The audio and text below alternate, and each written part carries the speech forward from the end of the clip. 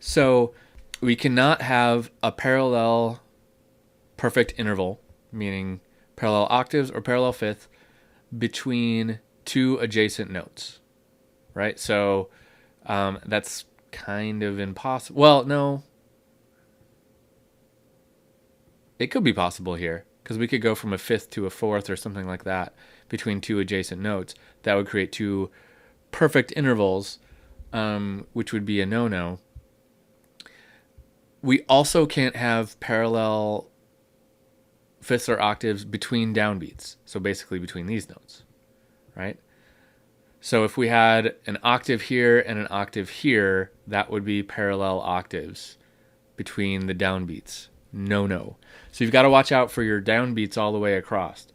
That makes writing this line to be musical a little trickier. Now, one of the ways that we can kind of simplify that is with some common practice things, some things that we tend to do when we're working in third species counterpoint. Not necessarily rules, but good guidelines. One is think of as often as possible using steps. In third species counterpoint, there's a lot of just scale patterns going up and down and things like that. So there's a lot of steps, right? We have a skip here and then a step all the way. So one skip and then a leap here. Leaps are fairly rare. You should never have more than one leap in a row. And you can usually get through a third species counterpoint with only using one leap. The main reason you would want to use it is you have to watch out for voice crossing. I don't think voice crossing is something we've talked about yet, but as we get more and more notes against our cantus firmus, voice crossing could be a concern. Let me show you what voice crossing is. That would mean, let's say this keeps going up. So let's say this went up to a D. This went up to an E. And this went up to an F. Okay, so this makes a nice line in our counterpoint. It's going up, up, up, up, and hopefully we can land on a consonant on the next note. If I keep going, it's not going to work because I'm going to have a G in the bass and an A over there. That's a second. That's going to be a dissonant interval on the downbeat. That's going to be a big no-no. But let's not worry about that. Let's worry about this thing I just did right here.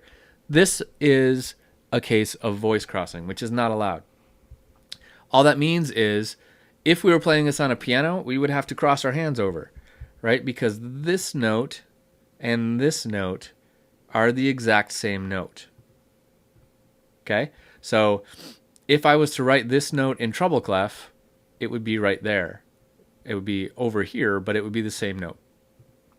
Those are both E. That is a unison. So you can sometimes get away with a unison. That's not what's breaking the rule here. What's breaking the rule is this note. This note is in the lower staff, but it is actually above that note. So we've crossed over this note, and now this note is higher than what's on there. That's a no-no. We don't do that. That's called voice crossing.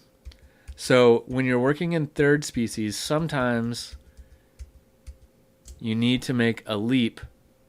Here we made a leap down just to avoid getting too much higher. We've got a third in between these two notes. That's just fine.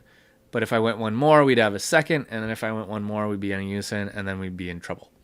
So a leap can get you out of a pickle with voice crossings.